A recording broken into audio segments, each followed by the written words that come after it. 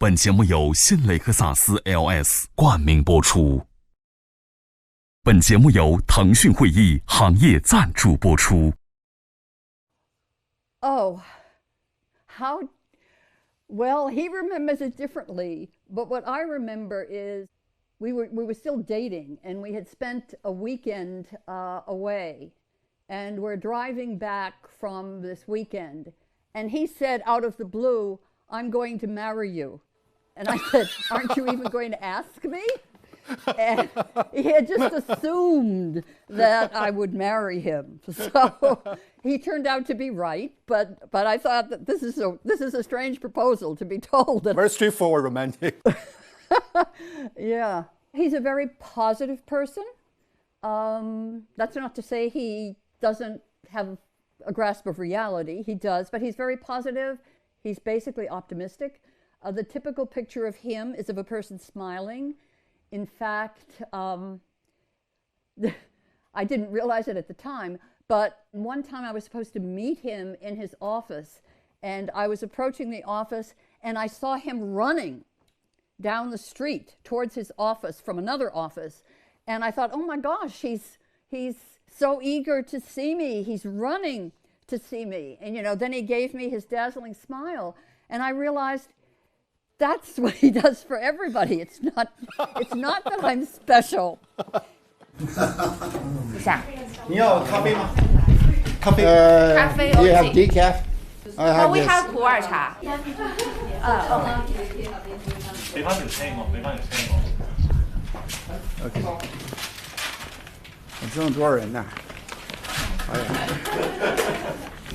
1979年に出版し、日本でベストセラーとなったジャパンアズナンバーワンの著者で、ハーバード大学名誉教授のエズラ・ボーゲルさんが20日、アメリカ・マサチューセッツ州の病院で亡くなりました。エズラ・ボーゲルさんはアメリカでも有数の日本通として知られていて、我再又重新读您这个邓小平，第一个 chapter 又是讲的麦理浩去见他，对，我其实15年前电话 interview 过您。哦，是。对，也是讲。你的记性恐怕比我好。哎呦，没有您才好。你还在北京啊？我还在北京。对，我很多年前就读您的书。哦，是吗？非常。谢谢。关键我觉得您这个整个的人生历程特别的 amazing 啊，我运气很好。那个邓小平的女儿我认识。还有那个前年你的秘书也认识的。还有那来亚哈佛的那个中国留学生啊。中国的学生也帮助我的情况。所以我认为我的运气好。所以那个能利用的人呢都利用过，十分利用的。中国驻美国大使崔天凯发文表示，傅高义是杰出的中国问题学者，也是中国人民的老朋友，曾2度担任哈佛大学费正清中心主任。他的《邓小平时代》一书被视为向西方客观介绍改革开放以来当代中国的重要著作。您身上这个 energy 很惊人呐！我觉得怎么能保持这么多年呢？我认为啊，跟那个年轻人呢，跟能干的人接触啊，是给我一些那个 energy 啊。当然是我要那个休息，现在89岁啊，所以那个休息一些。做完这个可能是要休息几分钟啊。这工作几分钟，休息几分钟。但是我看您那个 schedule， 我就太紧张了 ，shocked， totally shocked。那个老人家怎么做啊？对他们都20多岁都觉得自己不可能做这件事情。Ezra Vogel is one of America's leading scholars of East Asia, the product of a passionate conviction about seducing Americans into curiosity about China. 请在那边吧。对，您看坐那边舒服。你说是？您坐这边就好了。这边就行了。啊，这个风景很不错的一个地方呢。对，好了。你说您个人对于外界的这种好奇心，就 curiosity 到底是怎么来的呢？我认为是这样的，要是了解自己社会，应该了解外国的社会。要不然的话，你自己的社会的特点什么的，你不会了解了。那么我个人研究的方法，交朋友，是了解人，是人的思想，是跟那个人的立场啊多了解，变成朋友。是朋友能告诉你比较那个正事。那么后来呀，我认为我的责任是不一样，对。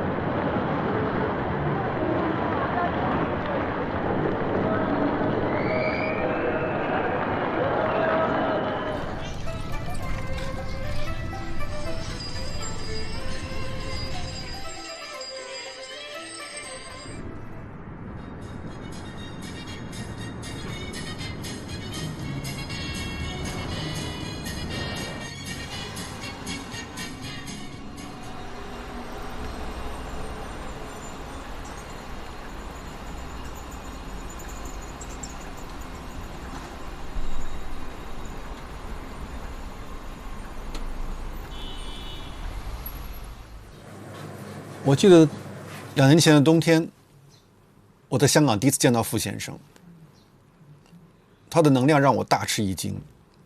我们的见面被安排在他一连串的演讲与座谈的间歇。那是一次愉快的见面，我们边吃着叉烧，边谈论着对历史与世界的看法。那也是一次未完成的采访，我们相约的哈佛再见。疫情中断了一切，傅先生的意外离去使拜访不再可能。尽管如此，我仍想把这次未完成、带着明显遗憾的访问呈现出来。在这新的时代情绪中，傅先生所代表的一切，不仅是他的思想与见解，更是他的耐心与温暖，他广泛的好奇心，理解他人的热忱，以及永不疲倦的坚持，都显得尤为珍贵。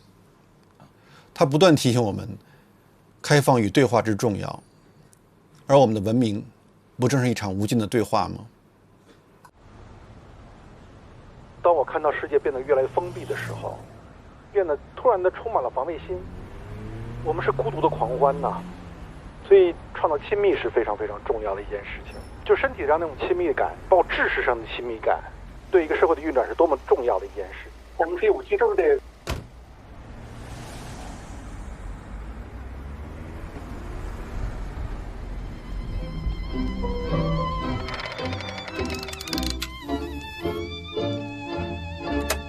中断，也许意味着新的开端。缓慢，未尝不是另一种速度。隔阂，令你渴望亲密，重思自由。倘若价值陷入迷惘，该如何寻找自身的意义？光而不要，沉静往往催生新的激情。唯有兼容之道，才能构筑意义之网。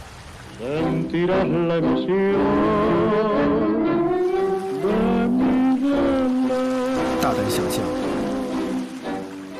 在任何时刻，你都可以随时起舞。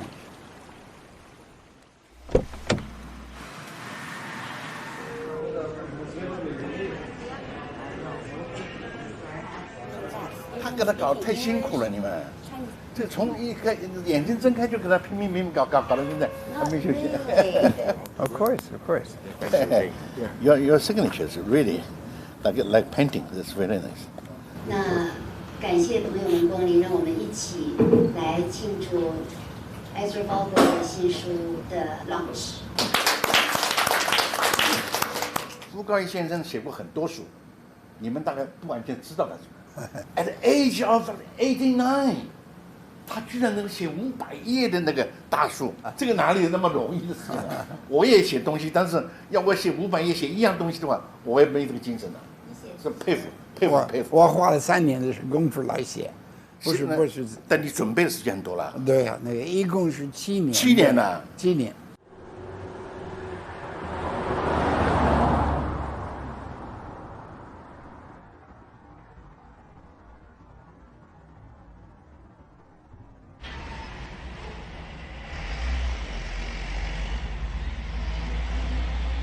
You said you try to be kind to everybody, to make friends. Yeah. Is a problem maybe sometimes you'll be less critical to the subject, to the... Sometimes I may not, I may underestimate their evil intent. It's possible. Just bad people. Even bad people, I try to understand, why they want to do those things. Are they really so completely bad? Maybe I don't describe the evil as much as I should. You prefer the better angel. Well, my approach is to try to understand why people do what they do. So I can sympathize with a broad range of people who have different ideas. Well, okay, towards Trump, it's hard to be sympathetic toward Trump. Also, this year is the 40th anniversary of Japan's #1. Now looking back, during the half century about Asian story, first is Japan Miracle, the story, then Four Little Dragon, then China story. Yeah. You are so good at picking topic. What's the secret? Why I picked them? Partly is luck, because once is luck, two times maybe luck, but so many years. First of all, I tell you about Japan. Before I went to Japan, I had about 1 year when I knew I would likely go there. So at that time, there were not many good social science studies. So I tried to read all different disciplines. I read history, economics, political science, tried to get a broad background. And then I tried to find some particular study where I could go deeper.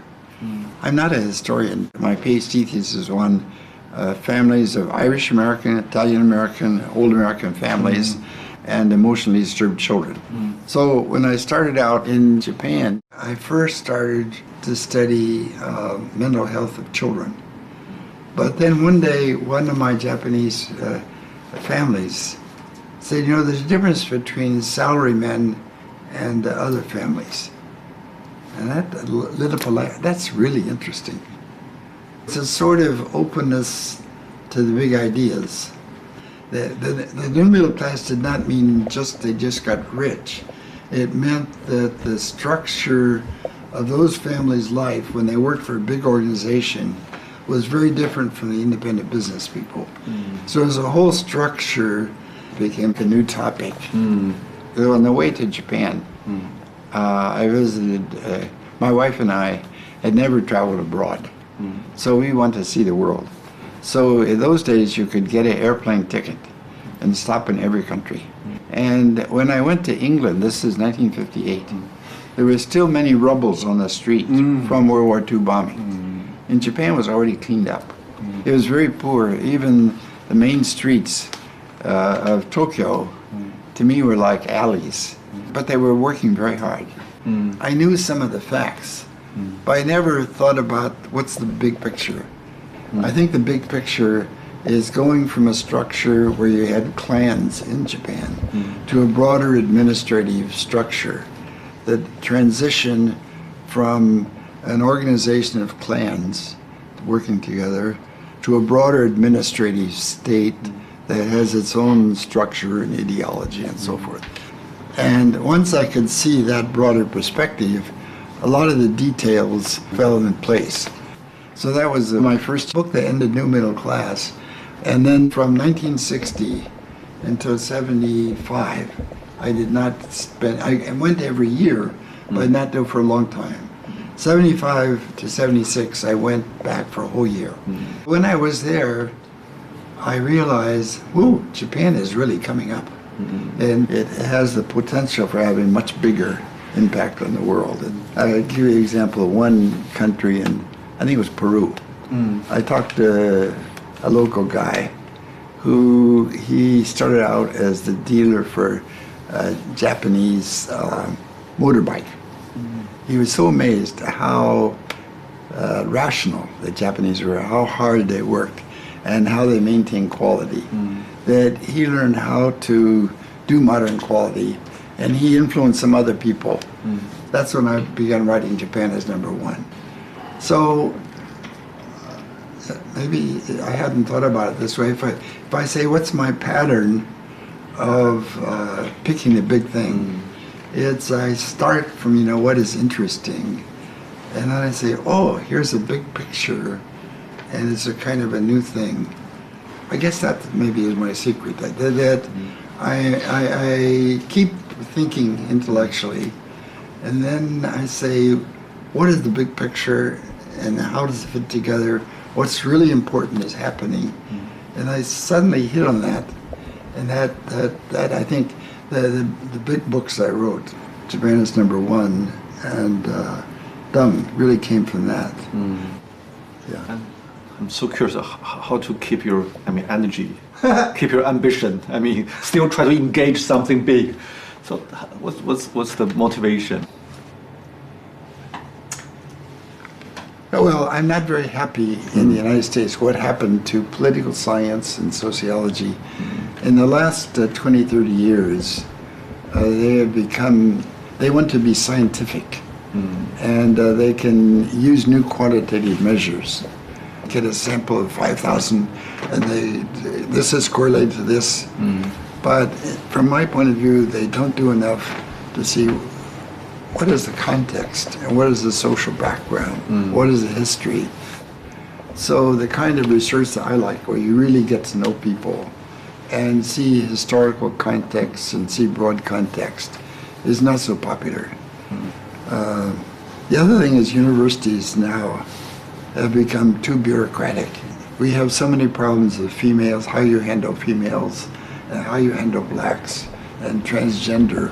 So the dean, instead of thinking just scholarly, spends so much time worrying about social issues, which are important, but from trying to build an intellectual vitality.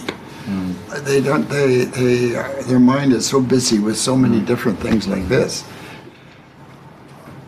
So, of course, in the whole world, I would say one of the fundamental differences, people become so detailed.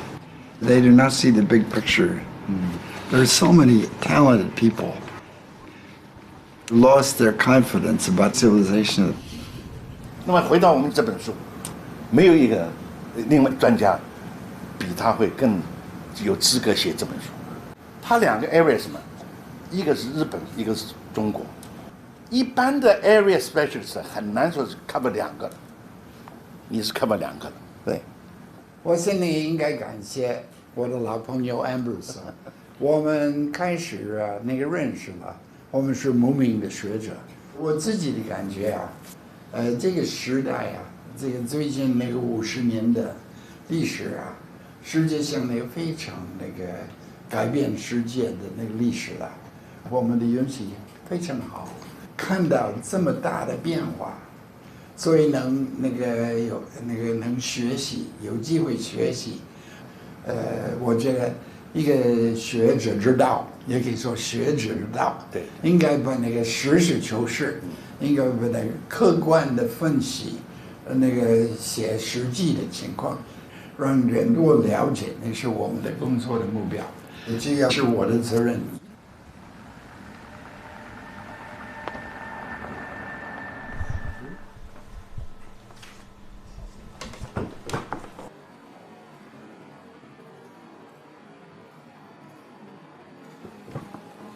Hi, Charlotte.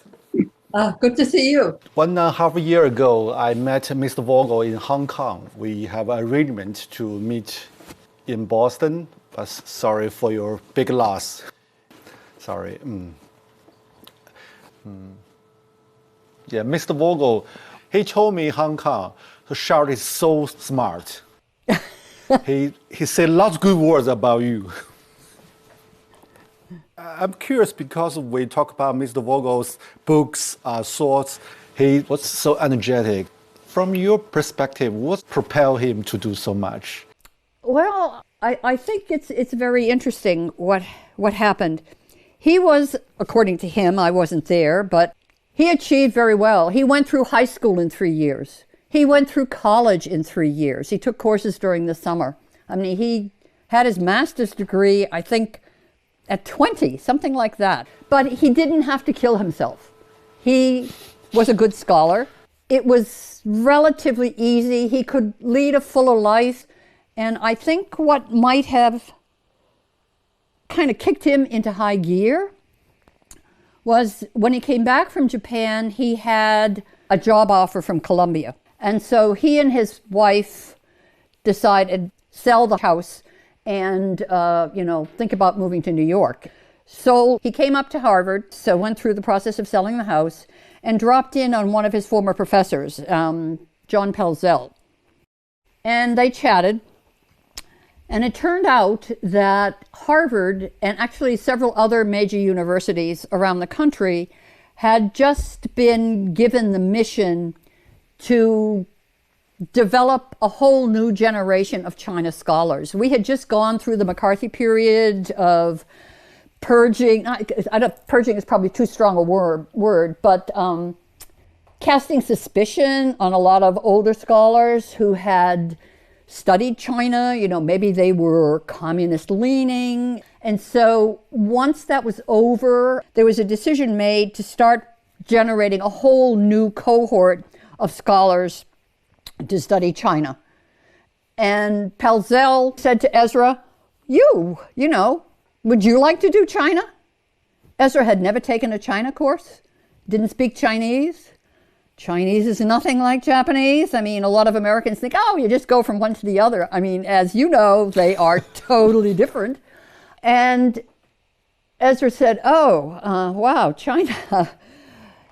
He said he might be interested. So Pelzel got on the phone, called Fairbank and said, Ezra might be interested in this. This is all happening in the space of a long weekend. So Fairbank came over. He thought Ezra was a good candidate, and Ezra had to explain, actually, I have to tell Columbia by the end of this weekend whether or not I'm going to accept that job. So they said, okay, you can have the Harvard job. And I think that was when he really started to feel burdened, that he was going to have to really work like mad to justify that appointment. He was so glad I had the opportunity to be involved in a great change.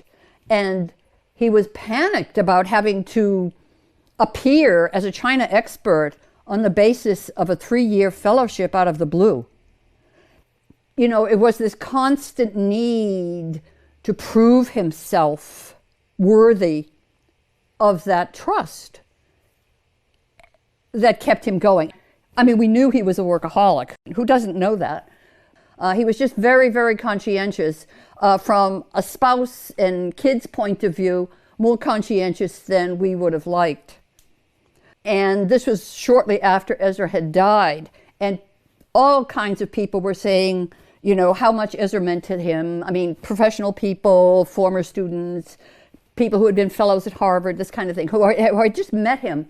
And so I asked the kids, how do you feel when you hear all of these people praising your father? And I didn't even give them a chance to answer. I said, I'll tell you how I feel. I feel annoyed.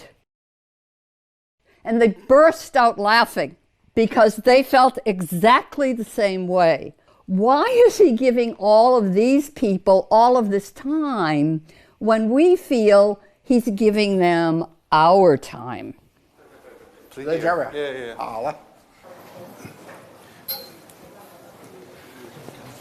Okay. Thank you. Do you visit Japan often, or often? You do. Yeah. Whereabouts in Japan do you go? Tokyo, Kyoto, Kokushima, Okinawa, many places. Because we are doing a documentary about Japan history, about the Meiji Restoration. Oh, you're doing a documentary. So I interviewed many people there. Oh. I also went to some very old hotel. The Taisho period and the late Meiji period. A small house. They told me when the early 20th century, some Chinese students stay here. Oh. So you have a very interesting job. Mm-hmm. Which university do you visit? Which university? When you talk about your career, it seems very rational, something very practical. What's your irrational part? My irrational part? Mm-hmm. My desk is a little bit of a mess. I'm not organized, and my old papers are a terrible mess. And my wife keeps telling me, clean up your mess. She's a very good wife for me because she's smart, she understands, but she treats me like an ordinary person. She doesn't treat me like a famous person. What does the fame mean to you? I mean, 1979, especially that year, suddenly you become so famous in both in... Actually, it turned out to be kind of fun because I was famous. I met all kinds of interesting people. But the first time I became famous, I was 49. It was too late to change. You wish it happened in 29? No. It's better it didn't happen because then I might be, a different person. But I don't think I acted like a famous person so much because all my life, my basic image, my friendship, everything had nothing to do with fame. I don't have any special talent. In Japan, I think one advantage is I lived a natural life. So I think when I talk to Japanese, they feel very comfortable because it's not a classroom Japanese. It's daily life, I learn from daily life. And to some extent, China is the same way. I try to talk in a way that people actually talk to each other. So it's not always the best classroom language, and maybe some mistakes, but it communicates and you're wrenching work. So I think my language, it helped my interest in intellectual life and ideas and curiosity.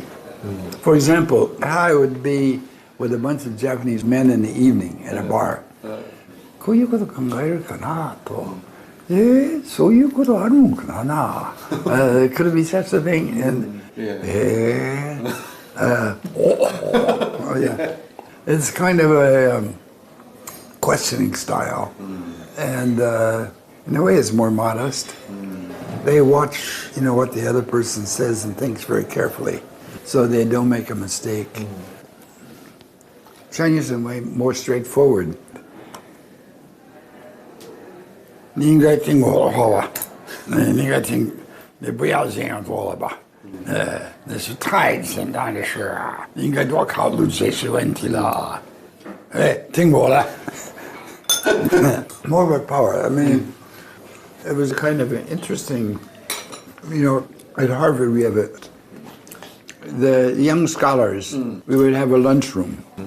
And somebody would say, oh yeah, well that's one way, here's another way of looking at it. He enjoyed intellectual playfulness of ideas. But I felt getting to know people and talking to them was much more important. That also made me a little more skeptical about documents. Because some historians, they look at documents and say, well, was it in the document? But I realized that even in writing a document, you don't get the whole story. The document does not tell everything. And sometimes the documents have some purpose. So that sometimes talking to people, maybe it's not as precise and not as accurate, but sometimes it can be deeper and you understand why the documents. So I kept learning from talking to people a lot, yeah. So it was very important, yeah. And in your book, you seldom show your scholar side. I mean, very straightforward and focus on the facts and yeah. Why? Well, I think that's to what I'm trying to do is not so important. I grew up in a small town. Most of my high school friends did not go to college. Some went to college. When I was writing, I would try to think, what can those guys understand? And always try to have stories, because in the United States, people, they didn't care so much about other people's point of view. If you say, I don't particularly like bar, but if it's Americans at a bar, hey, what you think, man? Don't think of it that way. Let's think of it this way. Let's have another drink. That guy is crazy, man. He doesn't know what he's doing. Yeah.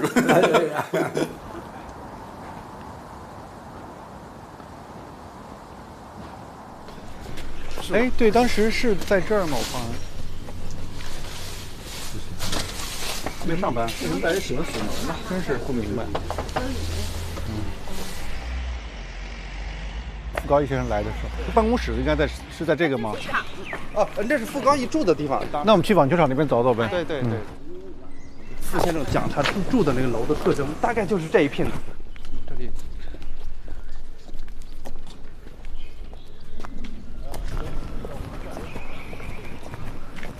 他那房子已经拆了是吧？等于是。看这个楼不太确定是哪一个。看照片。这是有照片是吧？哦，这是，应该是没有拆的。这个有这个照片，基本上等会儿就能判定这个楼绝对没拆。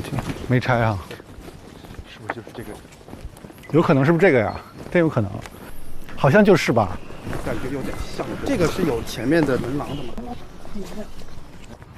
就是好像。So what's your first impression on Guangzhou? I mean, in 1980, you went to Guangzhou together. Yes, that was part of a Harvard alumni tour, which, believe it or not, was doubling as our honeymoon. We had gotten married only a month earlier, and he thought this would be so exciting. We could spend our honeymoon in China, but it seemed very tense. We just felt that people were very nervous around foreigners. I mean, we were Americans. We had only recently established diplomatic relations. So I just think, nobody quite knew how friendly they should be. We both love interviewing. We both love hearing what people think about situations. I mean, it broadens your own perspective. But we had different objectives. He was trained as a sociologist. He was interested in the macro level. How were these major changes taking place? How was policy developed? This kind of thing. I'm an anthropologist. My primary data source is the ordinary person. What is their take on what's going on? And so in a way, we were able to integrate. He would, in the evening, he could say, wow, I interviewed, Vice Governor so-and-so or the head of Bureau so-and-so, and they said blah, blah, blah, blah. And then I'd say, oh, well, I interviewed these 3 families, but people were very nervous. He was never a person who, was celebrity conscious, but he began to realize that he had access that a lot of other scholars do not have. And he did want to use that to benefit everybody, not just the United States, but specifically to promote good relations between the US and China.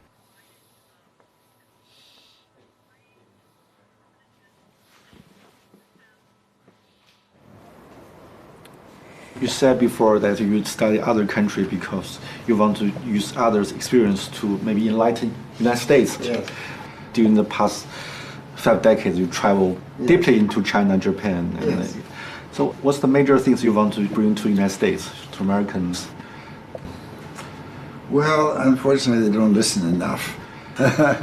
If I really want to try to make America, if I really had power and really want to have fundamental, I think the experience of the countries that were late developers, where the country takes a more active role in trying to guide the whole country, would be really good. For example, we have good suburbs that have good schools.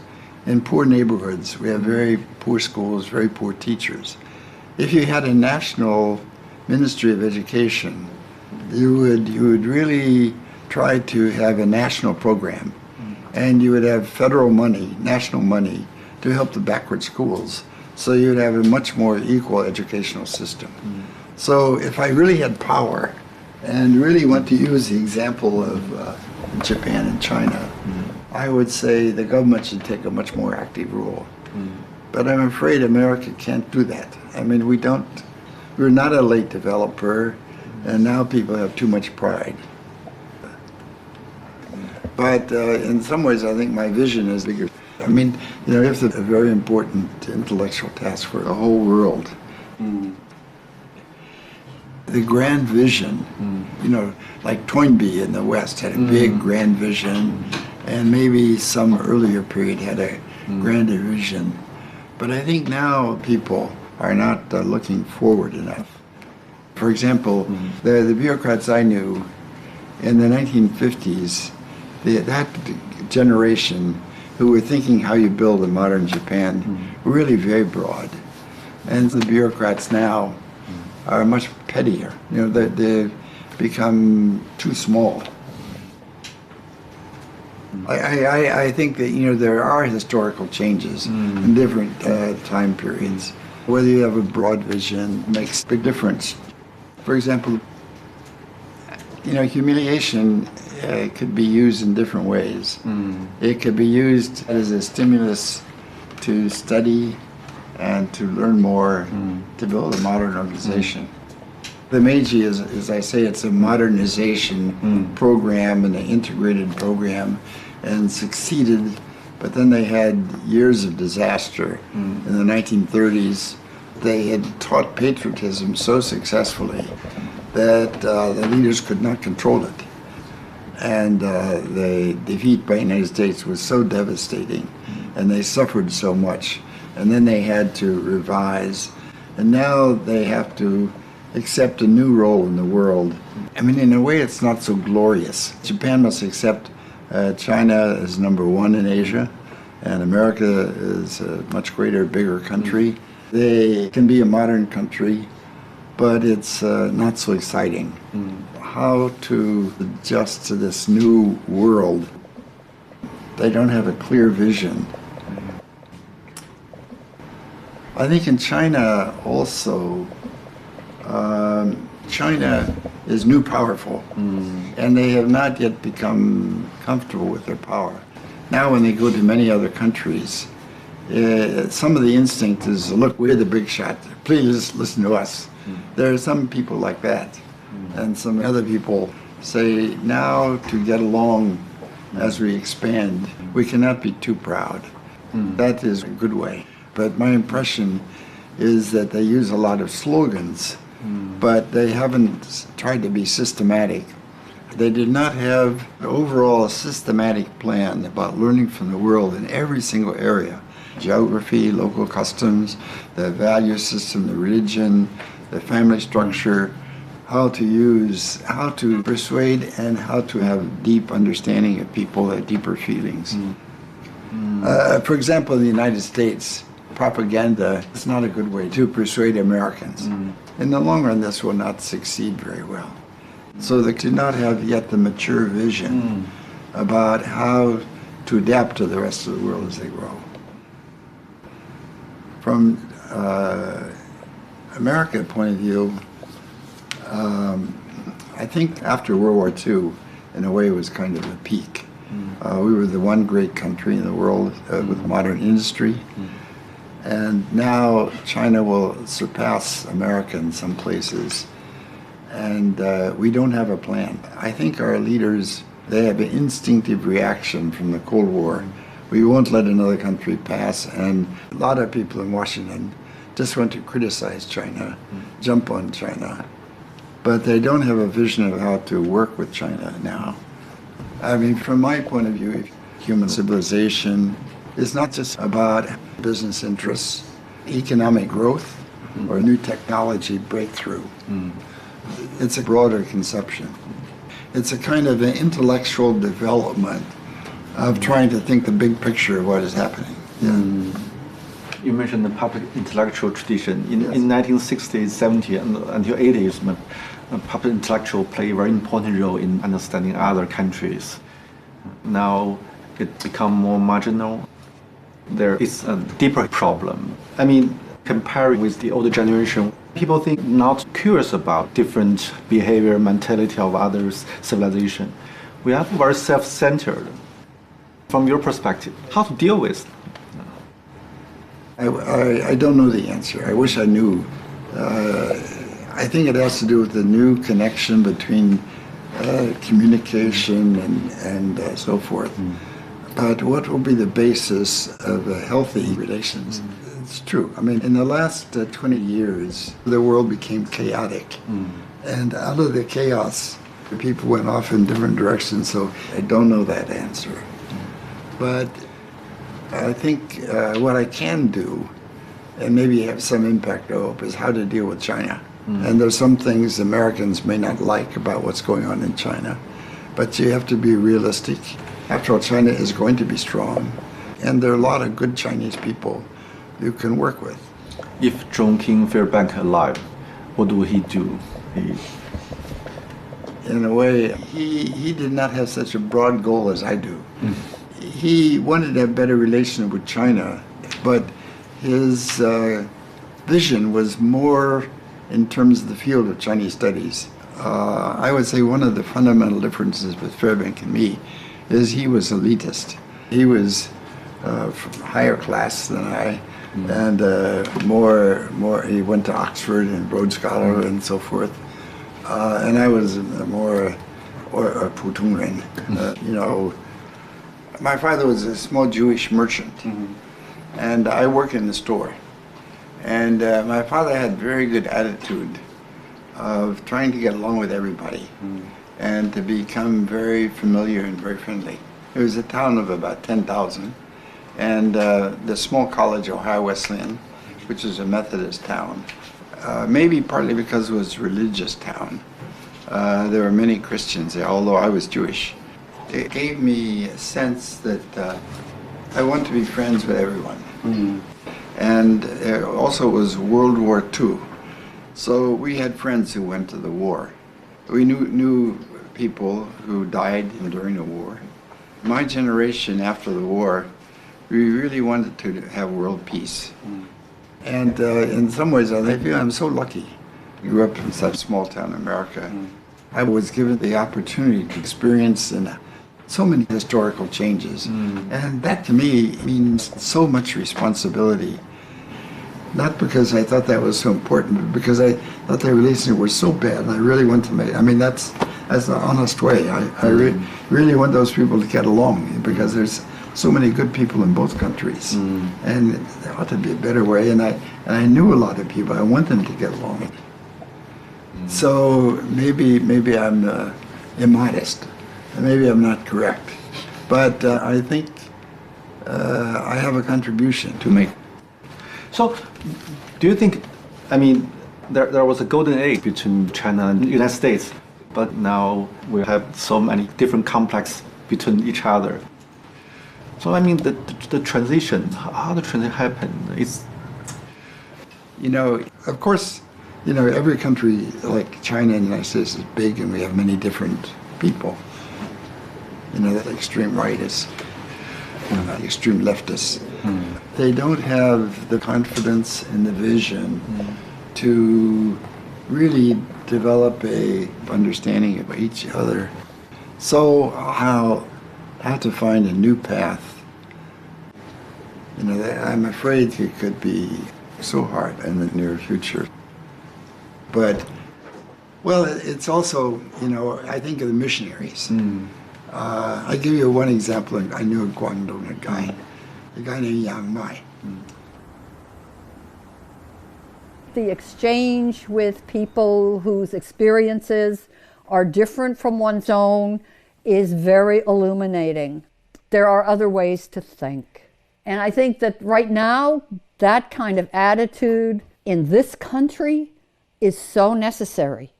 Right now in the US, we are so divided that we cannot come to the middle. I mean, Ezra wrote China and Japan Facing History. Somebody needs to write the book now. America, right and left, facing history. Maybe I'll write that. No. But no, it's people are so closed-minded. And the sad thing is, it's not just the other side, it's one's own side. You know, we're not willing to even talk. When Trump won the election, I was surprised, but I immediately looked for all the books that I could find that related to what the other side might be thinking or experiencing, and that might contribute to my understanding of why this was happening. Yeah. And I spoke to a good friend. Oh, you know, I'm reading this and that and the other thing and trying to understand the other side. And she just looked at me and said, why would you want to understand the other side? They're all racists. End of story. And this is an intelligent person whose opinion I normally respect. And she's still my very good friend. But why would I even try to understand another side? Surprised her. People are just absolutely closed. We don't need that. We don't need that in the same country. We certainly do not need that between China and the US. People need to understand why there are different points of view and how can you find a middle ground. I mean, we both sincerely wish people could listen to other people and respect their opinions, or at least understand them. So you discuss the issue with Ezra a lot? Very often? Well, I wouldn't say a lot. I mean, you know, we're sitting there at the kitchen table. I'm reading the Boston Globe. He's reading the New York Times. Now I have to read the New York Times myself. And I'll say, oh, did you see this story on blah, blah, blah? Or Trump is doing X, Y, Z. Yeah, I mean, we would discuss them like that. Or something terrible. I mean, I am so glad, it's just going to sound stupid. I'm so glad he didn't see January 6th. It would have broken his heart.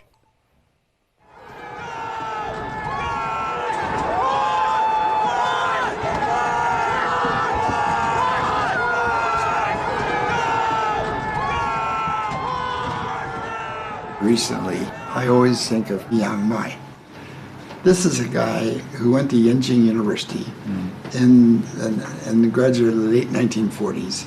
He was studying Western economics, a free market economics. In 1949, he knew, oh boy, I will never get ahead. I will fail. So he became an engineer. So from 1949 until early 1980s, he had no 作用, 没有发挥作用. But in Guangdong at the time of the late 80s, because he knew how markets operated. Suddenly he's useful now. Exactly.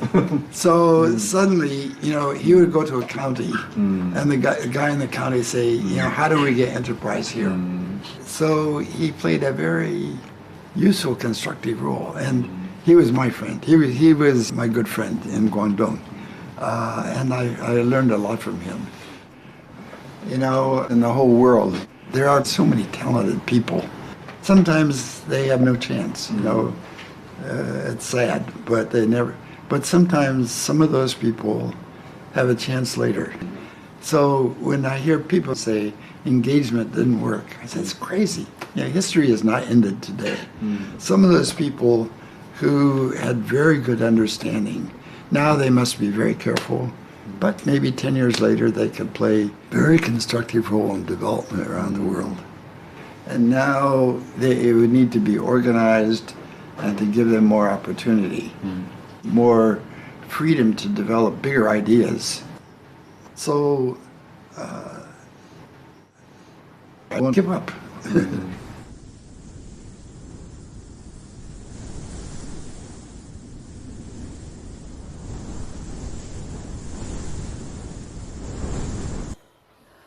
All right, you want to see where he worked. All right. Yeah, his working room. Here is the basement study. Pick that up. I'll put some lights on.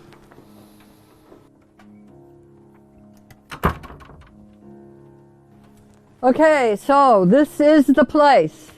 This is where he worked. This is only part of it. Tons of books are in another part of the basement. And as you can see, it leaves a lot to be desired.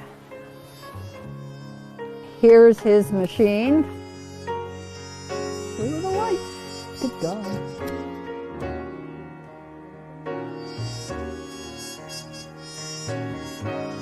I'm not sure I should tell you this, but he had the draft of the paper that he was preparing as part of a Harvard package that was to go to the next administration. Now that means Biden, but it could have been somebody. So he decided more recently that he wanted to work more on Chinese because he did feel an obligation. And he had a scheduled appointment with tutors on December 19th. But unfortunately, he died on December 20th. She called, she didn't understand why he hadn't answered. She just didn't think of that. Ezra passed away. All right, here we go. Well, these are supposed to work so that, you know, ideally he would sit here, he would look out, he would see this plant, and then he would be able to see the area there. He didn't really make much use of the view. Usually this was just kept closed.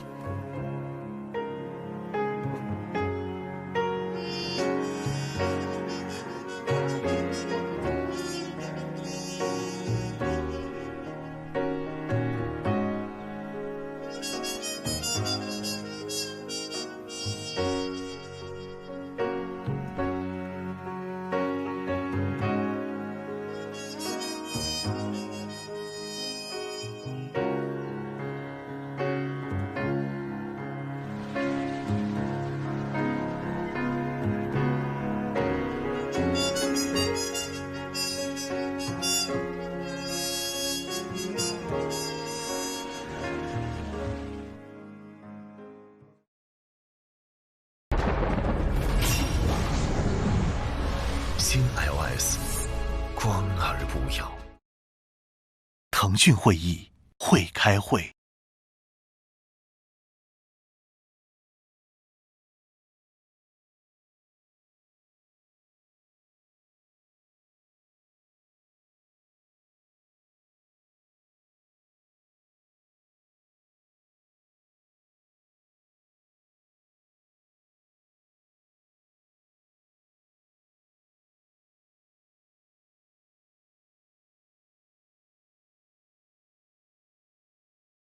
Japan is number one. It did not sell nearly as many copies in the United States as Japan.